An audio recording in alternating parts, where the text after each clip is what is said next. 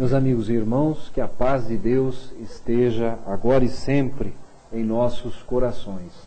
Eu quero compartilhar com todos mais um trechinho do livro de Leon Denis.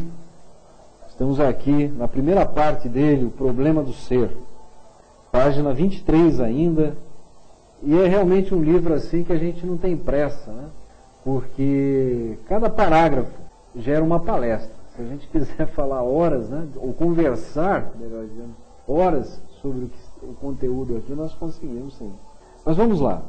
Desde os primeiros tempos do cristianismo, correntes diversas, judaica, helênica e gnóstica, se misturam e se chocam no leito da religião nascente. Cismas vêm à luz, as rupturas e os conflitos se sucedem, no meio dos quais o pensamento do Cristo vai pouco a pouco se encobrindo e se obscurecendo.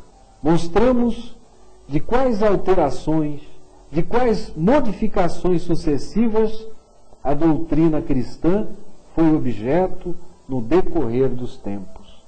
Aliás, qualquer dia nós vamos estudar esse livro também do Leon Denis, porque ele fez esse trabalho genial de escrever um livro chamado Cristianismo e Espiritismo, onde ele mostra como a ideia original do cristianismo foi se modificando com o decorrer do tempo e das várias influências, né? Só no Nascedouro nós temos aqui 3 escolas. A judaica, muito representada por Tiago, que entendiam que a mensagem de Jesus não era uma nova mensagem, era uma reforma do judaísmo. Era um avançozinho importante, mas não era uma novidade, não era uma nova revelação, era uma reforma, uma melhorada na casa. A helênica, né, que foi o casamento das ideias cristãs com as ideias dos filósofos gregos, e a gnóstica, que era aquela que dizia, não, é muito importante o que os apóstolos disseram, mas nós vamos buscar diretamente também o conhecimento. Aliás, o autor aqui, os tradutores, aliás, fazem aqui uma referência dizendo, gnóstico, que segue os ensinamentos da gnose. Gnose quer dizer busca interior ou autoconhecimento, cujas origens estão nas antigas religiões orientais e nos filósofos gregos, especialmente em Sócrates e Platão, que foram, aliás, anunciadores do Cristo, né, para essa cultura. Mas vamos lá. Por causa... estou pulando aqui um trecho importantíssimo. O verdadeiro cristianismo foi uma lei de amor e liberdade. As igrejas fizeram dele uma lei de temor e escravidão. Daí os pensadores se afastarem gradualmente das igrejas. Daí o enfraquecimento do espírito religioso. E aqui é uma realidade, ele vivia o século XIX, né? E abandonando a ideia de religiosidade para eleger a ciência como a nova deusa, né? Por causa da perturbação que invadiu os espíritos e as consciências, o materialismo ganhou terreno. Sua moral dita, científica, que proclama a necessidade da luta pela vida, o desaparecimento dos fracos e a seleção dos fortes, reina hoje soberanamente na vida pública e na vida individual. Olha, nós ainda estamos vivendo exatamente isso, meus amigos. A civilização dita aí, civilização que nós vivemos, se baseia nessa ideia, não é, que o Charles Darwin muito bem identificou a lei da evolução. Só que ele achava, olhando só pelo prisma físico, que também os seres humanos, e aliás ele chega a condenar a caridade, ele diz a caridade é uma coisa contra a humanidade, porque vai permitir ao mais fraco viver. E vivendo o mais fraco, a humanidade vai se enfraquecer. Olha o raciocínio. Era um gênio, né? Mas o gênio, se não tiver o toque do amor, fala barbaridades como essa. Então nós vemos hoje essa sociedade de consumo, essa necessidade de ser o primeiro sempre, não é?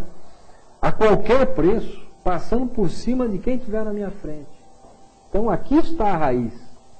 Fracasso religioso seguido de uma visão científica desumana, né? E completamente afastada do amor. Portanto, afastada de Deus, porque Deus é amor. Todas as atividades se voltam para a conquista do bem-estar e dos prazeres físicos. Por falta de preparação moral e de disciplina, a alma perde sua força. O mal-estar e a discórdia se espalham por toda parte, nas famílias, nas nações. Dizíamos, de fato, um período de crise. No entanto, nada morre, apesar das aparências. Tudo se transforma e se renova. A dúvida que persegue as almas em nossa época prepara o caminho para as convicções de amanhã, para a fé inteligente e esclarecida que reinará sobre o futuro e se estenderá a todos os povos, a todas as raças. É uma profecia maravilhosa. Embora ainda jovem e dividida pelas necessidades de território, de distância e de clima, a humanidade começou a tomar consciência de si mesma, acima e fora das incompatibilidades políticas e religiosas. Agrupamentos de inteligências se constituem, homens preocupados com os mesmos problemas, instigados pelos mesmos cuidados, inspirados pelo invisível. Trabalham numa obra comum e perseguem as mesmas soluções. Isso aqui é uma descrição antecipada, né, daquilo que é certamente a proposta essencial da ABE e de muitos grupamentos que pelo mundo trabalham nessa direção. Vejam bem aqui, vou recapitular. Agrupamentos de inteligências se constituem. Homens e mulheres, vamos acrescentar, preocupados com os mesmos problemas, instigados pelos mesmos cuidados, inspirados pelo invisível, trabalham numa obra comum e perseguem as mesmas soluções.